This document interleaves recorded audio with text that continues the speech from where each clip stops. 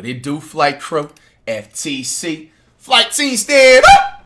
We back on Explore with us. This time we got Dad realizes cop discovered his horrifying secrets. You guys have been messing with the crime viz, man, and I'm here to deliver. As I always and usually say, man, please down below in the comments chat, whatever, let me know any other crime channels, documentary type of crime, whatever you guys would like me to react to, man, and we'll check it out for the future. We back at it again. This is the second time we on Explore with us, man. Let's check it out. Got my Chick-fil-A breakfast. Get your snacks with popcorn, an hour long. Lean up against the tree. Right here. See this? There's three big. Looks rubbish. He's a bad person. In what way? I'm not too bad. He's a done too. With all that he's done. Why didn't he want you to leave with your dad?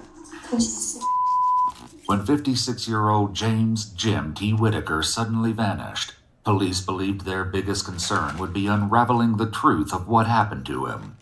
But as they dove deeper into the investigation, they soon uncovered that this was just the beginning of a twisted case. Jim's disappearance would prove to be the catalyst in exposing a sickening secret that had been kept hidden for years. What? Let me see. That's something. Oh, it appears to be a skull cap. Huh? Yep. It all began on the afternoon of July 25th, 2020, when sheriff's deputies in Hocking County, Ohio, responded to reports of gunshots in a residential neighborhood. How we doing? All right. We shot guns. 40. Up along the road.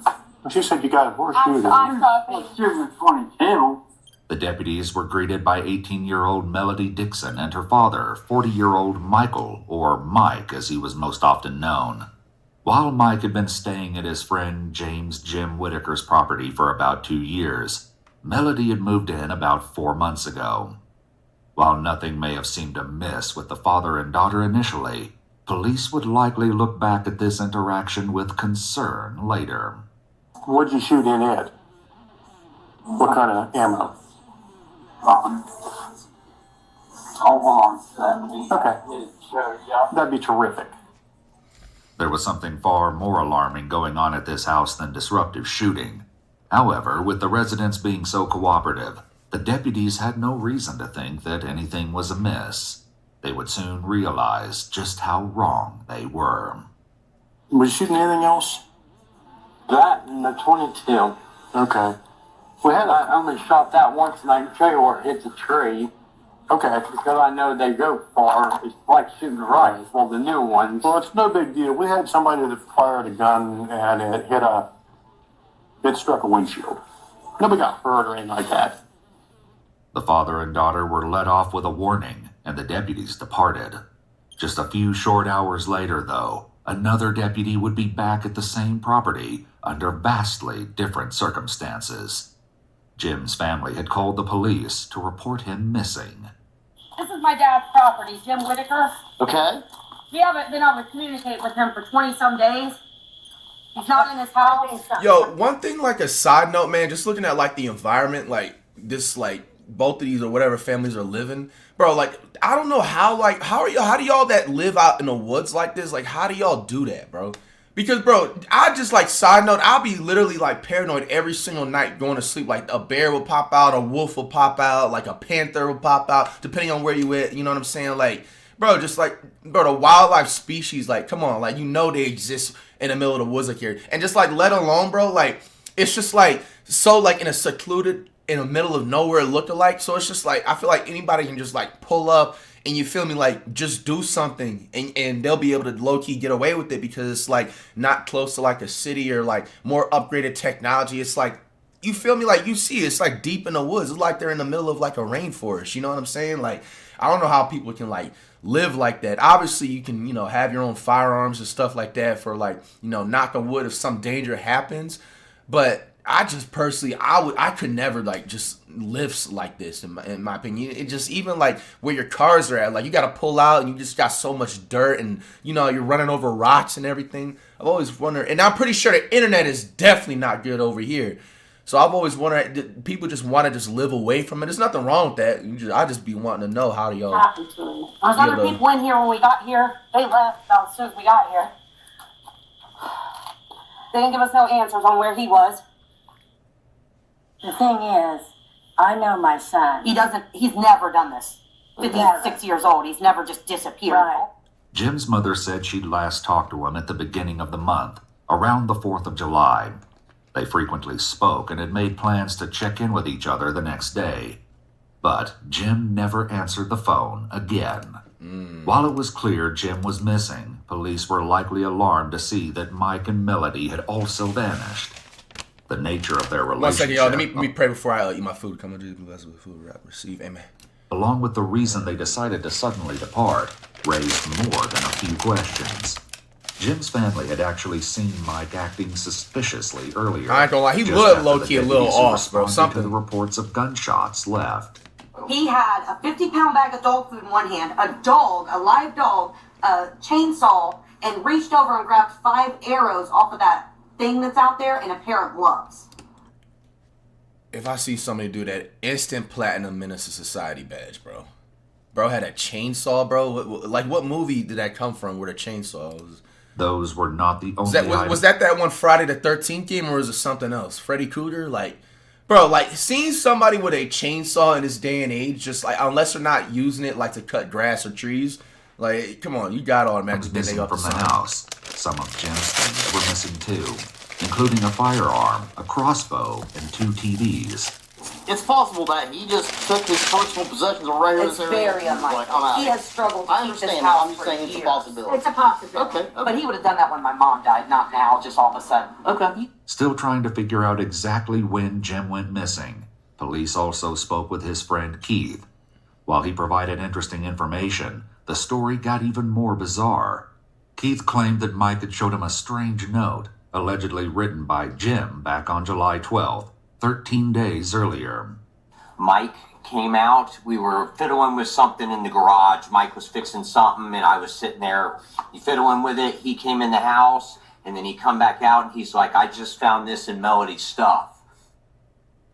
And it sounded like an odd profession love to Mike's and his daughter, that girl Melody / knows. Yeah. But, very weird. It was signed Jimbo. I didn't think Jimmy ever signed his name Jimbo, Additionally, the handwriting didn't appear to match Jim's penmanship, and his mother and daughter both said the way it was written didn't sound like Jim at all.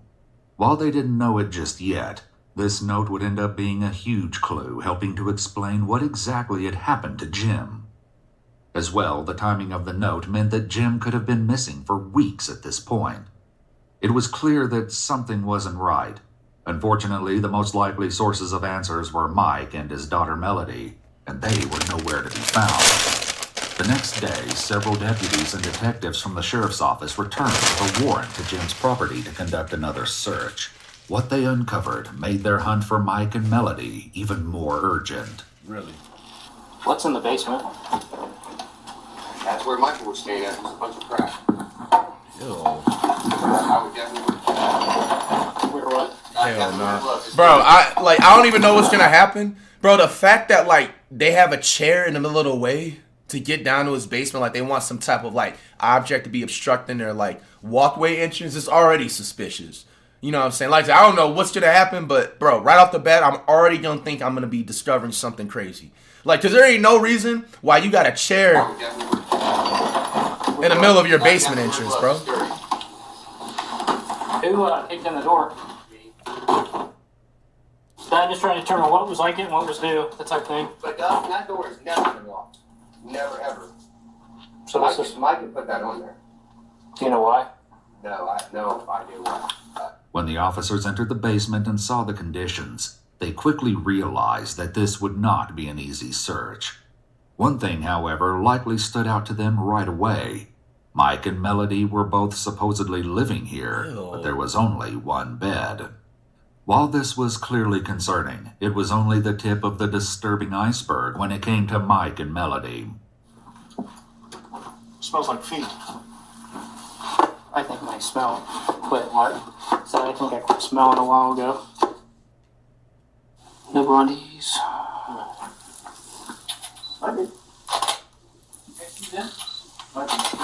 The camo bag? No, I saw the camo bag I flipped.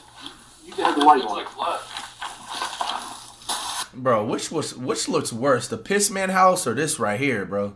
Cause man, none of them, man, bro. I seriously would rather sleep in the middle of the fucking like woods, bro. Like than this. This is disgusting, man. This is disgusting. I was looking at that bag right there. There's got to be like 6 different animals living up in there as well in that basement, bro. Like Right here, you see this? There's 3 big. It looks bloodish. There's 4 actually. Faced with the inhospitable state of the basement, the officers went back upstairs to regroup.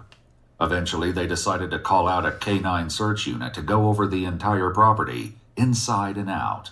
Alright, let's collect that stuff in the basement real quick or send her downstairs. Station 1. Going home and taking a bath. The dog didn't alert upstairs or downstairs in the house, not even for the presumed drops of blood on the camouflage print bag found in the basement. A second dog was brought in to double check and delivered the same result. While this may have seemed promising, bro, like I seriously think the dog can literally be more clean than this entire house, bro. Like I'm just sorry, man. I just had certain awareness, bro. Like that's why I always like when it comes to like certain things, like your parents would always like tell you, man. Like I always give my mom props with just always saying like don't like be careful with like eating at other people's house, like. Bro, if they ever made me dinner, bro, like, yo, like, I'll respectfully say, like, bro, I'd rather eat grass outside. Like, this is just disgusting. They gotta have in this kitchen alone, fuck the basement, this kitchen alone right here, gotta have like 7 or 8 different flus and diseases all hidden up under there. Like, come on, man. Jim's fate, y'all gotta do better. It wasn't for long. The investigators swabbed the item and took it as evidence just in case, before expanding the search to the great outdoors. Nothing? How close does he have to be, depending on... Usually within about 4 to 6 feet. He'll alert. Okay. While following the dog, one of the detectives came across what appeared to be a tombstone. Here, the canine alerted, which it was trained to do only if it detected the smell of human remains. Before they could start digging, Jim's daughter returned to the scene. What she said dashed any hope of finding clues near the headstone. Do you know anything about a gravesite being here? Not your dad's, but there's a World War I. Oh, no, that's just okay, so here's what happened. That got, me and my mom actually got that from, that's part of her family, and they replaced the stone, and they allowed us to take that one. There's no grave to it. It's just a stone. Yep, it's just a stone. Well, the dog actually alerted to right there, where it's leaned up against the tree. They theorized that the headstone had absorbed some of the scent of human remains from the cemetery where it came from. That's actually creepy. Resulting in a false alert. That's actually creepy. While it was good news that they hadn't found a body, it was also troubling because they still had no leads about what happened to Jim. Only later would they realize they had overlooked a crucial source of evidence. Still, a promising lead turned up. On a property just a few miles down the road, the investigator stopped by to chat with a man named Kenny, who knew both Mike and Jim. Sheriff's Office, how are you? Look for Mike. Huh? Michael Dixon. What about him? Looking for him. He ain't seen him for a couple days. Sure about that? Positive. Alright, well, because his car's right there. I know it is. Yeah. So let's not do something silly if you're not telling the truth. Oh, I'm telling the truth. Okay, so when did he drop his car off? I guess last night, but I wasn't here. My girlfriend was here then. Okay, can I get a look at it? Oh, I don't care. All right. Apparently, Mike left his car behind because it was leaking transmission fluid. However, that was the only explanation he offered before taking off again. When looking through the back window, the deputies could see the chainsaw Jim's daughter said Mike took from the house. Mike's mom and stepdad, Denise and Frank Specie, lived just down the street from where Mike had left his car. When they headed over to the Specie house, the investigators found not only what they were looking for, but also would soon discover that multiple members of the Dixon family were hiding things, even if some of them didn't know it. Mike? Mike? There's some pressure. Yeah, he's got a warrant for you. You can take that there. Okay? Let's take a couple bits off that cigarette. You just can't hang it in your mouth, keep smoking it if you want. That'll help you out. Is your dad here? Okay, is there any Anybody else here or just your dad? Dad, my daughter. Okay. The detectives placed Mike under arrest on a pre-existing traffic warrant, but that wasn't what they really wanted to talk to him about. They made him aware of his Miranda rights before getting to the heart of the matter. You want to talk to me about what's been going on at Jim's house? They say that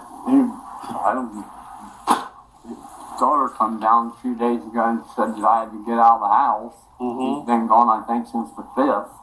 And his daughter come saying, "Oh, I was getting rid of his stuff." I didn't get rid of nothing. He was like a dad to me. So what do you think has happened to Jim? I'm hoping nothing. I'm hoping he just took off, but I don't know why. Further up the driveway, other detectives spoke with 18-year-old Melody. Did James say where he was going or anything? No. He didn't really say where he was going. He was just... What happened to some of his stuff? What do you mean? Like his guns, his TV set, and all that? Well, the gun was Benny's, and I don't know about the TV. Unfortunately for Melody, Kenny and his son Jeff, who owned the property where Mike left his car, told the detectives otherwise. Mike Dixon, did he sell you a TV, or trade a TV? The other missing TV was purchased by Kenny. This was just the tip of the iceberg when it came to Melody's secrets, and they only became more troubling from here. The investigators continued to press her, hopeful that she would slip up again. Do you think that something's happened to Jim? I think he just took off because that's what he's been talking about for a while. Where would he go? Well, he told me and Dad, he was like, I'm just gonna not be here anymore. And you guys can keep this place because my family not gonna come to him back me or whatever. So. Bro, what? You think something's happened to him?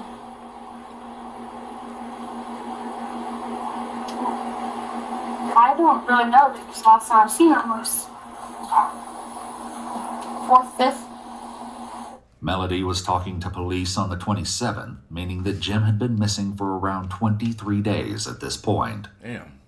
Melody said that prior to living with Jim and her father, Mike, she'd been in foster care and was specifically not supposed to be in contact with her father. The reason for this was stomach churning, as investigators would find out. But for now, police focused on what they knew and the note Jim supposedly left. What was the reason? Did you and Jim have a relationship? He wanted one. You wanted one? And then when I told him no, he don't want berserk, and that's what that letter was about. This topic would come up again later.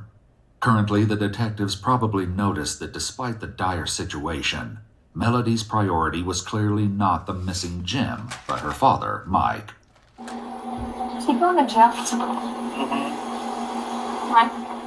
Because there's a warrant for him. Mike was transported to the sheriff's office, where the detectives continued to question him about Jim's whereabouts. But Jim had talked about in the past.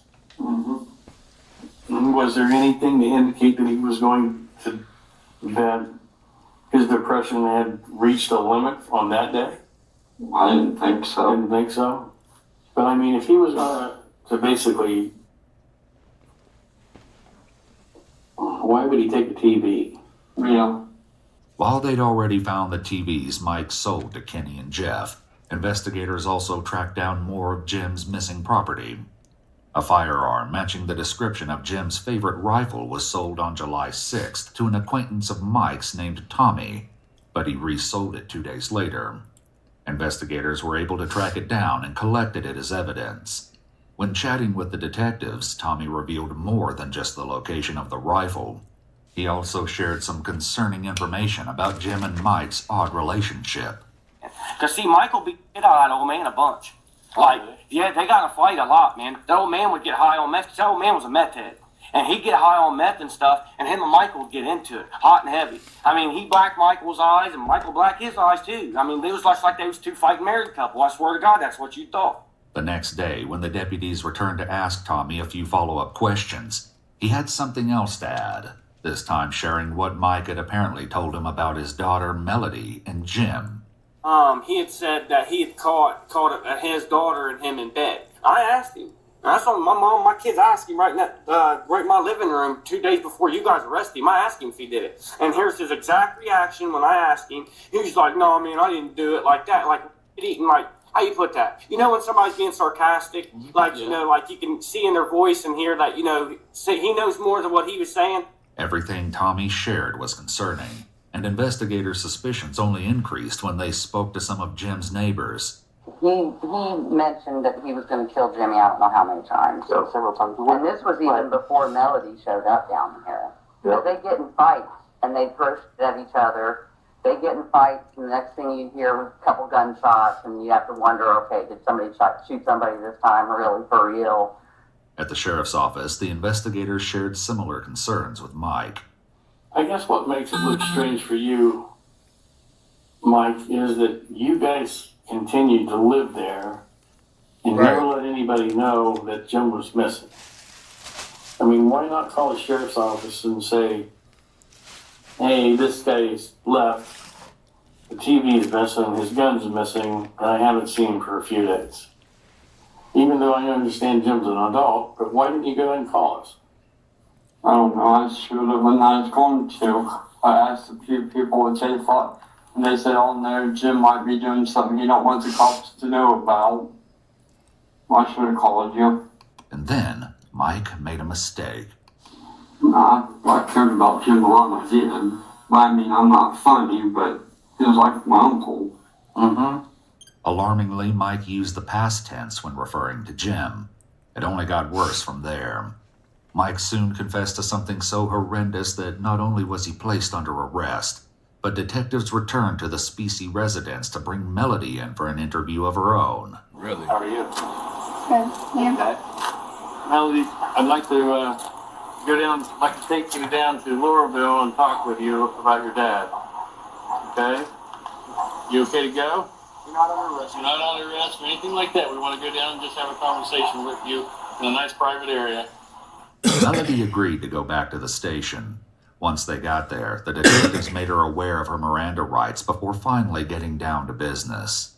And what I would like for you to do is talk with us about the incident that occurred with Mr. Whitaker, about what your dad has told us. Are you willing to talk to us? Do you actually have a recording of him saying that? Sure do. Could you check like a recording first and then listen to it? I don't have the video with me. So I guess you have to go online right now. Well, I don't know if what you're telling me is correct or not. wouldn't you want the family to have closure? Do you think that James deserves to be laying out? Not good people, in my opinion. Pardon? They're not good people, so why would you want them? They're not good people. None of them are. So you don't care about James? No, I would say, well, he's a bad person. In what way? Every way, in my opinion. In every way, in what way would that be?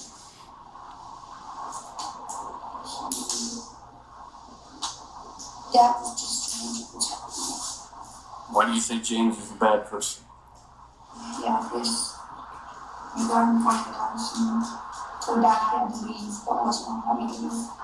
And his parents, I told him the F out, or I had an instruction, like really bad, so I went to the line steps, which means it's a grocery. And he grabbed me. And I was like, what the heck? And he screamed loud, so he won't get that out. And once he go, I was like, well, let me leave then, and I took a whole away from him. Why didn't he want you to leave with your dad? Because The investigators would return to the quandary of why Jim didn't want Melody to leave, and this discussion would reveal what could be the key to understanding this nightmare situation. So you guys were arguing. I need to hear. Okay. So he has hold of your wrist? yeah, her arm was just with one hand and she got me hurt. And I wasn't thinking, I just went to the back. And then he went out for grab you by your throat.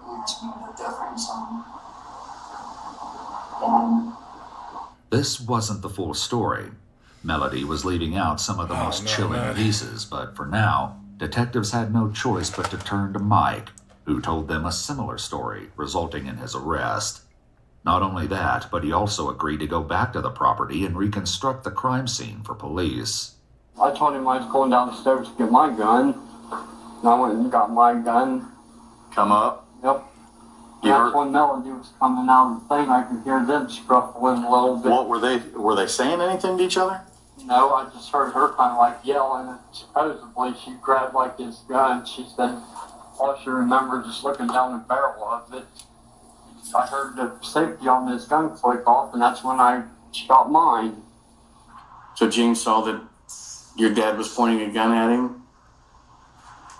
Not enough reaction time. He didn't have enough reaction time to do anything? Is that what you're saying? I was like, not close, not really away. A couple feet away? Wasn't close enough. I think that's a little away. Bro, it's like stories all over the place, bro.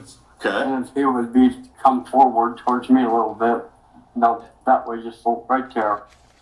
And if you would have turned, like if you would have been going. Hold on, y'all. There's something in my door real quick. I'm gonna edit all this out. Oh, it was random something, bro.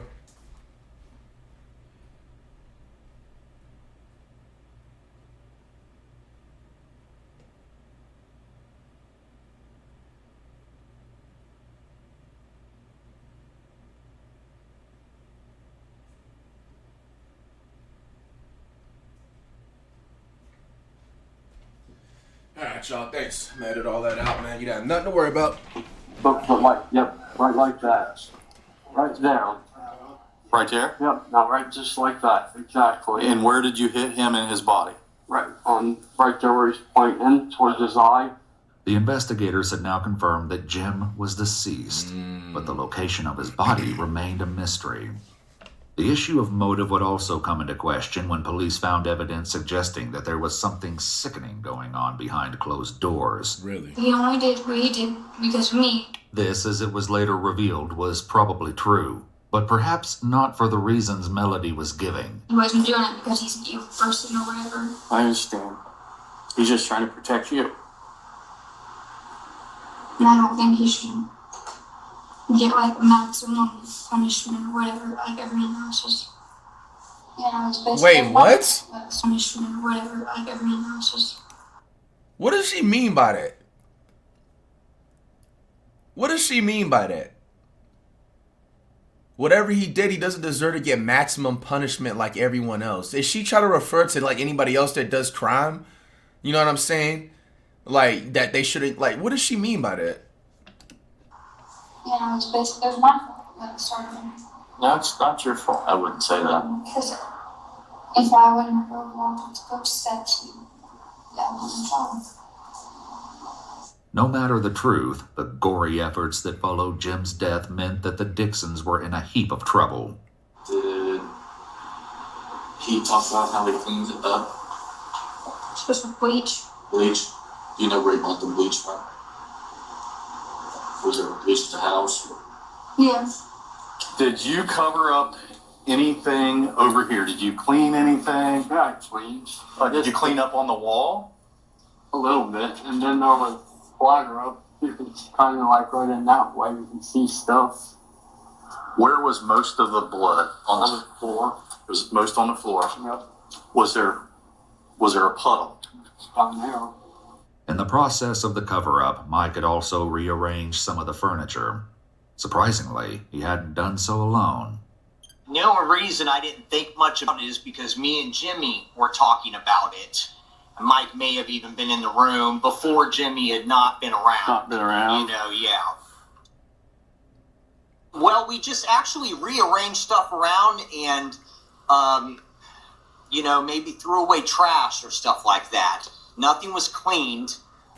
Makes me feel crappy or sick to think if Jimmy was around in any way, shape, or form, dead even or whatnot when I was up there.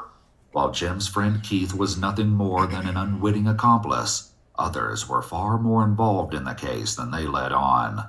Back with Mike, the officers moved the refrigerator into its original position so Mike could continue his reconstruction of the scene.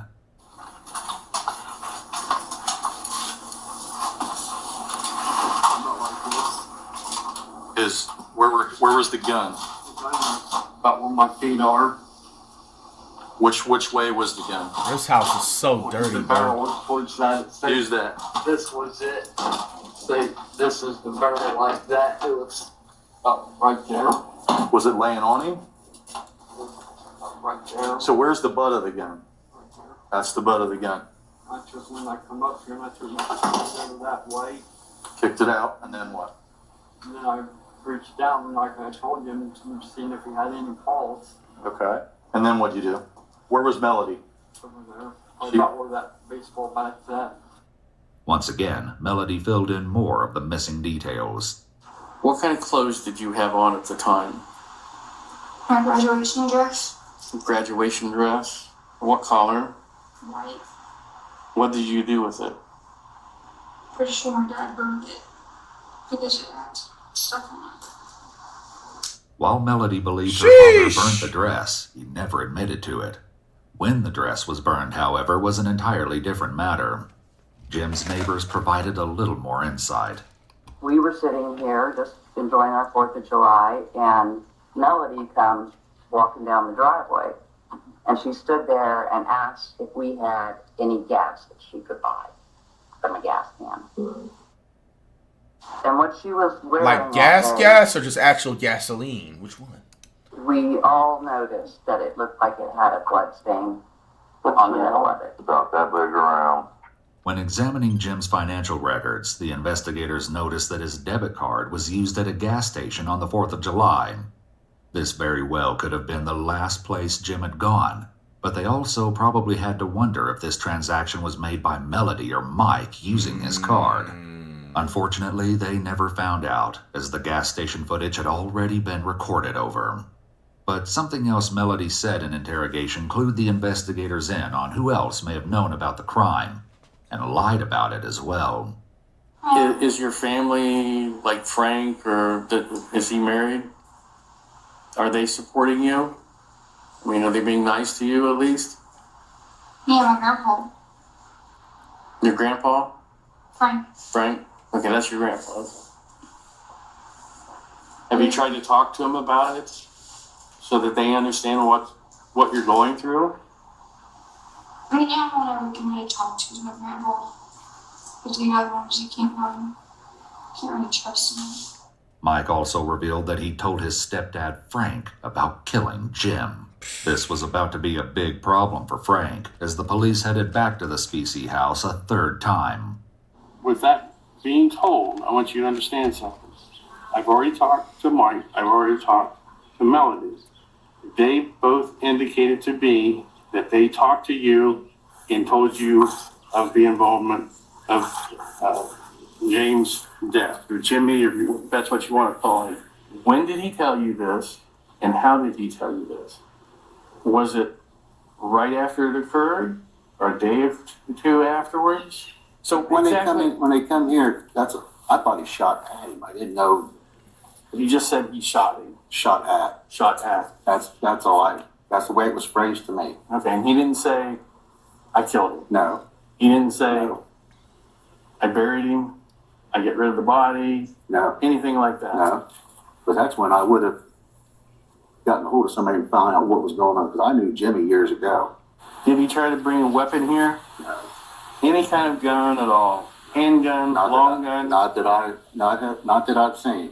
Frank was granted a reprieve for now. But when police eventually got to the truth, Frank would be facing some serious consequences. Still, it didn't take long for those consequences to begin. Something else Melody shared had the potential to land the family back in hot water. What happened to Mike's gun? I don't know this information because. Did he give it to Frank? No. I don't even think he's allowed to have guns in the house because he has on disability or something. Melody was right. Mike didn't give the firearm to Frank. He gave it to someone else in the family. This meant it was time for a fourth visit to the Specie house. No, I didn't do my job. Yes. What's your name, ma'am? I'm Tanisha. You're Tanisha? No, Denise. Denise. Oh, I was going to say, Tanisha is an odd name. Different name. What was in the house, Denise? Husband. That's my right. son. Is it John? John? John, he's in the shower. Okay. Can you have Frank come out as well? And I want to talk to you two just for a second, and then get you apprised of what we're doing here. By this point, Frank likely knew what was coming. How about this? Yeah. Here's what's happening right now. We are here for a search warrant of your residence. Okay? Officers make everyone come outside so they can speak with them. Mike's mother, Denise, was visibly distraught. I just found out about this yesterday. I had a phone call. Well, we've got a lot of explaining to do to you and all that stuff, but like I said, there's a process we have to follow. All right? She only became more upset when one of the officers tried to read her Miranda rights. I have never been through anything like this. Okay. Listen, this is nothing. This isn't you, you know. Okay? Okay. Meanwhile, once Mike's brother John was out of the shower, the deputies took him aside and advised him of his Miranda rights, even though he wasn't under arrest.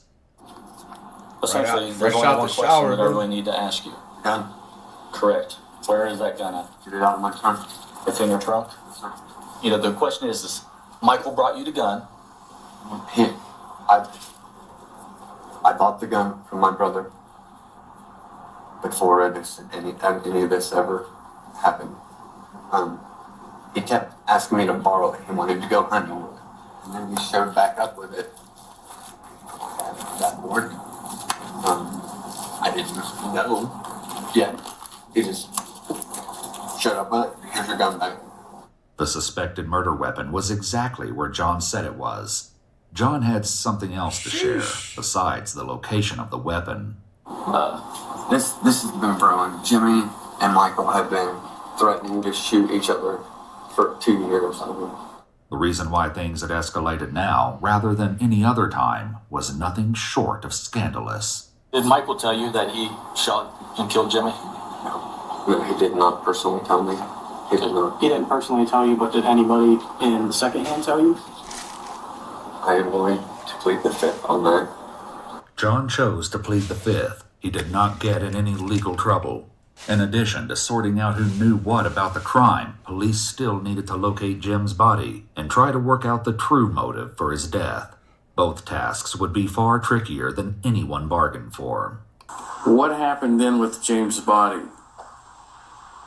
I was bored of that. My dad made me go downstairs and go to bed. So he told you to go downstairs? Well, he and walked me downstairs, and because I was like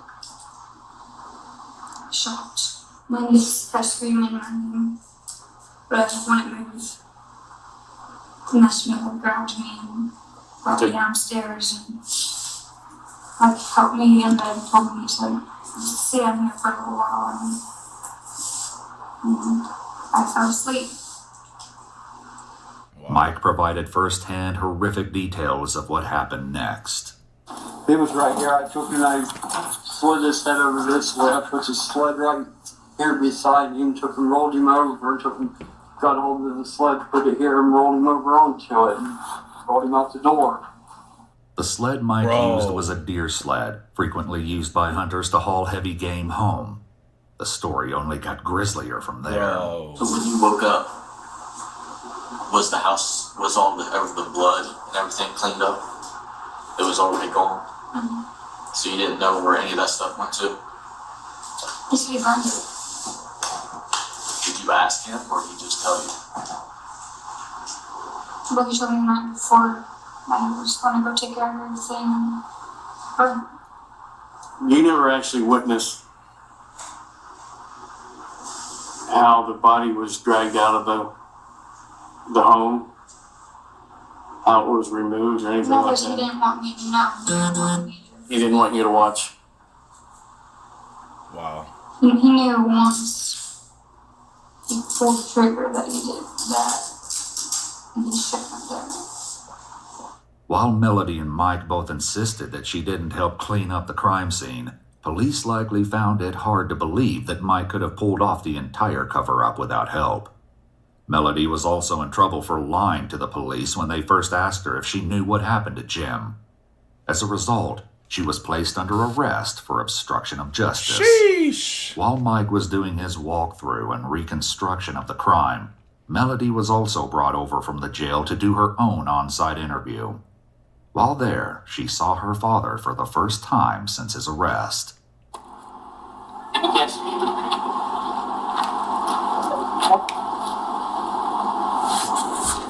Tell the truth, Melody, don't lie. Melody was also asked to reconstruct the crime. You went to bed. I just went to bed at that moment. You just went to bed with bloody arms and... Well, I was kind of... I hadn't went to bed in a very long time, days, and when I came down here, I just basically passed out. However, this wasn't the only thing they wanted to ask her about, as police were still trying to piece together the real motive. Had there been anything going on between you and Jimmy? No. No. I need to know. Nothing. No, he wanted something, but I told him no, and he got mad about it, and I told... When was that? This Jimmy dude, ain't he like 56 though? Right? They said his age? Or basically the entire time I've been here. So the entire time, He's like... he'd been hitting on you, wanting you to do things with him. Yeah. And you never did. Mm-hmm. What about anything between you and your dad? Nothing at all? No. As odd as this line of questioning may sound, there was a very good reason investigators were asking.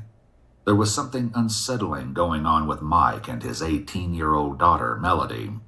Police were made aware of the troubling allegations early on in the investigation when speaking with Jim's family. Michael Dixon was here. Yeah. And what's his girlfriend's name? His daughter. Oh, his daughter. Melody. No. Yeah, it's his daughter/girlfriend. No. No. What the fuck? No. No. No. Ew. No.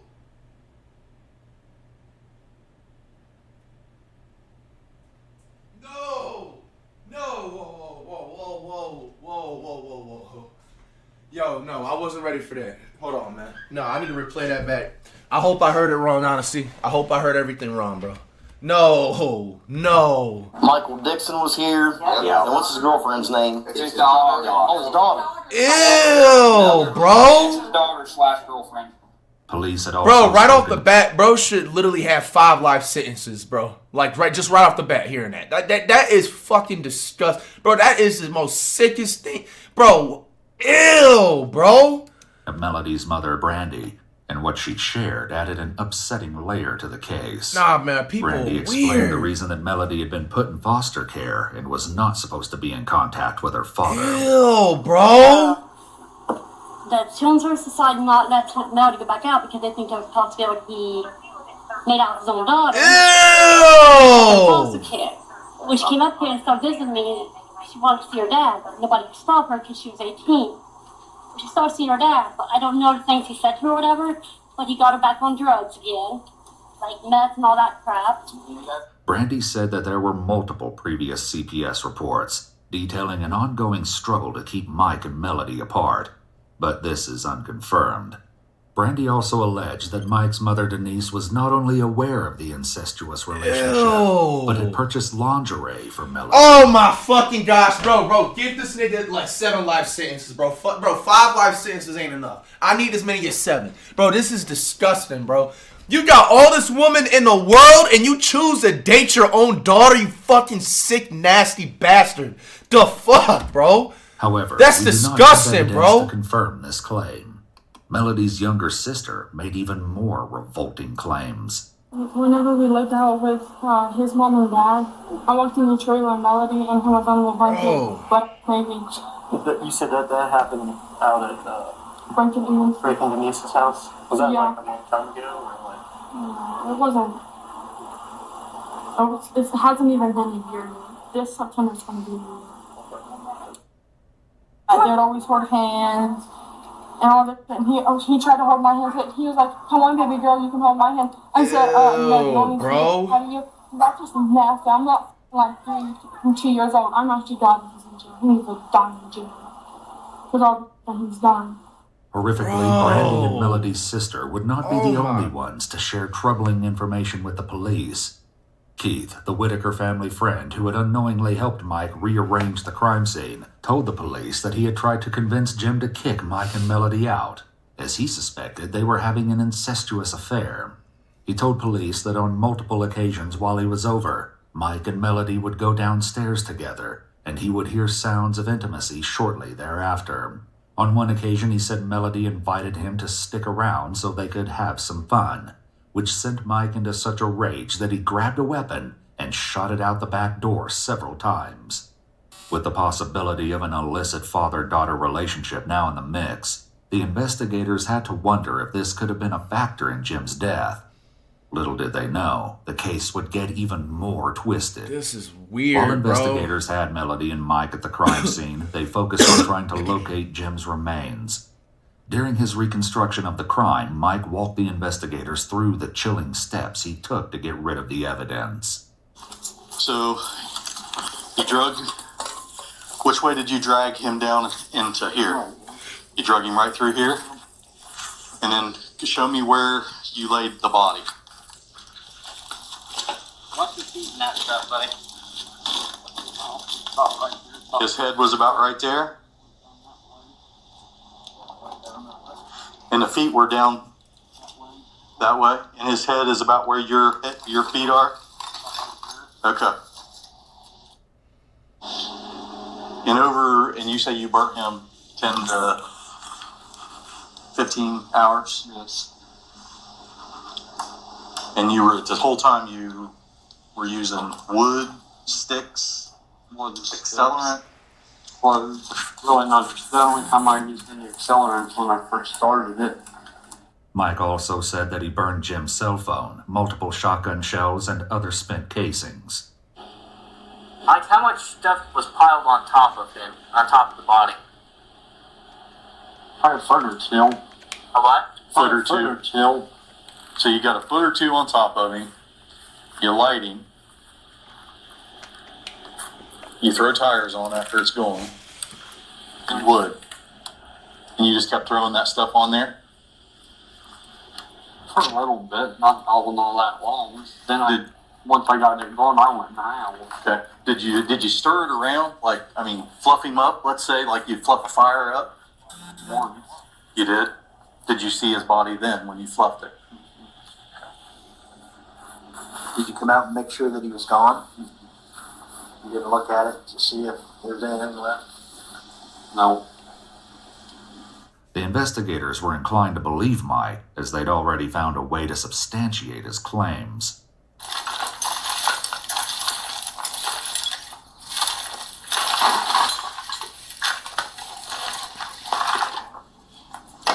Let me see. That's something. Oh, who appears to be a skull cap? Huh? Yep. Is that hair right there? There's more of that rope taken up. That looks more like hair.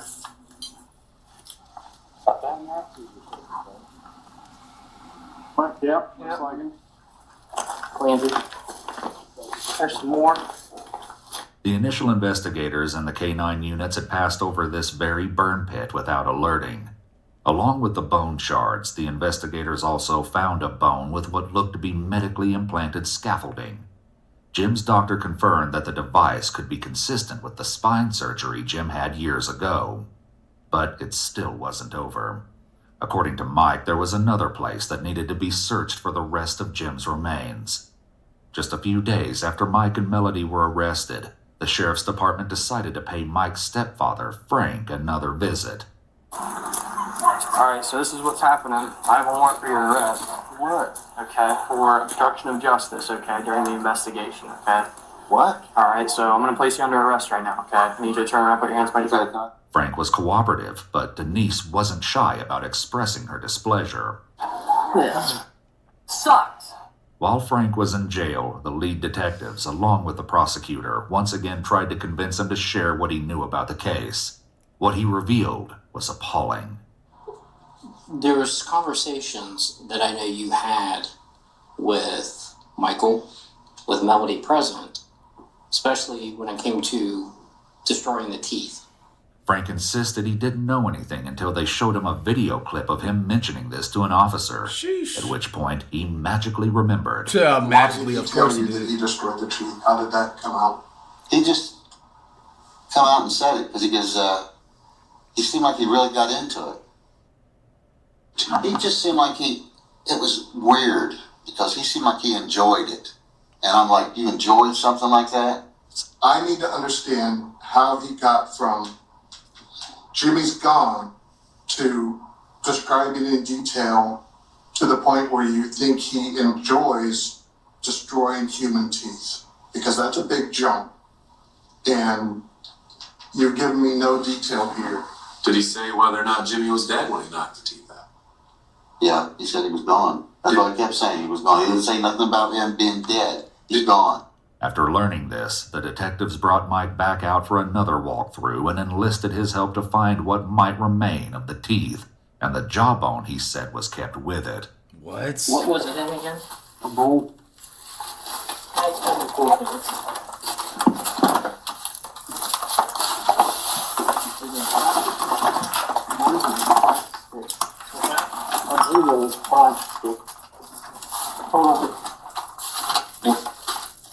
Like this?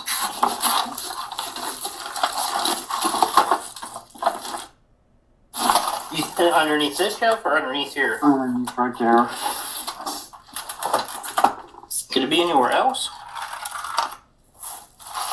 How big's the bowl? About as big around as that metal right there. How high is it? About 3-4 inches. It wasn't that. It wasn't that? Mm-hmm. What could have gone? Once you guys are done moving, I thought we'd done it by now. I mean, it wasn't dead yet. Just sitting there. Detectives were left with no choice but to out the entire basement, one item at a time. Despite all this work, Jim's jawbone and his teeth could not be found. Bro, imagine you being the investigators, bro, and you sat there for hours trying to, like, find some jawbones, throwing out all the stuff, not throwing it out, but just, like, you know what I'm saying, putting the stuff outside. Examination of the remains that were located revealed the sickening reason Mike had taken the chainsaw with him when he first fled Jim's residence. Many of the bone fragments showed evidence of cut marks, suggesting that Mike dismembered Jim's body before burning it. However, it was impossible to determine a precise cause of death because the remains were so damaged. That's nasty. Even after making this horrible discovery, the most shocking revelation was yet to come. Several months later, while waiting for the case to go to court, one of Melody's cellmates asked to speak with the detectives. What she alleged aligned with what many had feared all along. Well, her and her dad had a relationship of sleeping with each other. How do you know that? She said it. How did she say it? Her dad has, bedroom together and told her, I was like, that's not right. And she just, acted like it was no big deal. So, I mean, every day, we would tell her and ask her, why are you, she's in love with her dad. Did you have a relationship with James Whitaker? No. Are you sure about that? They said, are you sure about that? Yeah. Did you guys ever kiss? No. Not even a kiss. Contrary to this, another woman incarcerated with Melody claimed she'd heard the exact opposite about Melody and Jim. Did she ever talk about any kind of relationship with him? Yeah. Yes? Yes. What did she say about that? I mean, pretty much that she would sleep with them for money. If Melody did have a relationship with Jim as well as her father, it had the potential to change almost everything about the case. It would explain the regular fights between Jim and Mike. Bro, this is just disgusting, bro. Man, some men are just like disgusting and fucking sick, bro. Like, you have a 56-year-old, 50-plus-year-old man talking to an 18-year-old, and then you have the daughter of the dad right here. Like, what the hell, bro? And could mean that the shooting was the fallout of a twisted love triangle. While looking for proof of a relationship between Melody and Jim, the detectives obtained a search warrant to go through Melody's phone. That's going to be the one right there if they find something. Police officers retrieved your phone. Why should move her foot like that? Looks like there's contact between you and your father. Would that be accurate or no? Yes. Bro, like, I don't understand. Like, you act surprised. Like, you act like people, like, you act like they couldn't go through your shit. Relationship with Michael. The first thing that happened was when I got taken out of mom's custody and put in grandma's custody back in 2017. Melody claimed to be on meth each time she had relations with her father. Hell nah, bro. How many times did that happen? The meth using or? With Michael. When I was 16, like, 4 and 6 times. Disturbingly, what you mean? Oh, no! Ew, bro! So you was even younger when this shit was going on, dog? Bro! Nah, that Michael dude need to get 10 life sentences, bro. Yo! The Specie house, while Melody and Mike were living with Frank and Denise, Melody's grandparents. As Melody's confession continued, it only became more upsetting. And how many times after that did it happen when you weren't at your grandmother's? Like, did that start to happen when you started to live with him and James? Yeah.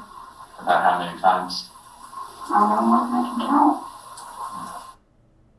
For like years of my life, whenever you try to say no, and then like men are on top of you and you can't push them off, and then whenever I would tell my dad no, he would stop and he would respect that. So that's why I thought it was okay, because he would always stop when I said no. You realized it wasn't okay? You don't know now. You also realize it wasn't your fault. Because it wasn't okay. It was not okay. It wasn't your fault. He's a grown-ass man and should know better. In 2021, Michael Dixon was sentenced to life in prison for murder, along with 3 years for tampering with evidence and 16 and a half years for engaging in corrupt acts. He will not be eligible for parole until 2070. So that engaged in corrupt acts, that's the one he's like, I'm pretty sure, isn't there supposed to be a charge for like incest or something like that? Or at which point he would be 91 years old. This isn't enough. I ain't gonna lie, bro. This is not enough for him. Melody, meanwhile, was convicted on 2 counts of obstruction of justice and 3 counts of tampering with evidence. She was sentenced to 9 years in prison and will be eligible for release in 2029. Finally, Frank was convicted on 1 count of obstructing justice. He received credit for time served and 5 years on probation. Despite these convictions, we still don't know the full truth about why Mike killed Jim or the exact date of Jim's death. These factors will remain a mystery until either Mike or Melody reveal these final secrets. This is just sickening. This is sad. This is disgusting. This is horrifying, man. I mean, bro, you basically had, you know what I'm saying, a 50-plus-year-old man fighting with a, fighting to keep an 18-year-old borderline underage girl. Because if you're being real, like, they're saying a lot of the stuff was going on while she was 16. So I'm pretty sure the 50-plus-year-old man that was murdered, he was also probably talking to her throughout that time. And then on top of that, it's literally a whole love triangle. Like, her dad was in a whole relationship with his daughter. Like, this is disgusting, bro. This is disgusting. This is why, bro, like, I be trying to tell y'all, bro, don't do anything other than tree and alcohol if that's what you decide to do, bro. Like, I guarantee you this Gem dude, right, whatever his name is, like, he hit the meth one time and he was just sitting up there, like, just thinking, like, oh, yeah, this is going to be perfectly fine. I don't see nothing wrong with what I'm doing, man. Live your life. Like, disgusting as hell, bro. This is sickening, bro. Man, bro, like, man, comment down below, bro. You know how you feel about this. It's really crazy, man, because thinking about it, like they mentioned that she had just graduated by around the time when like the murder happened. So can you imagine like people that were like walking past her, like the Melanie girl in the hallway, and not even knowing like what's going on and shit like that?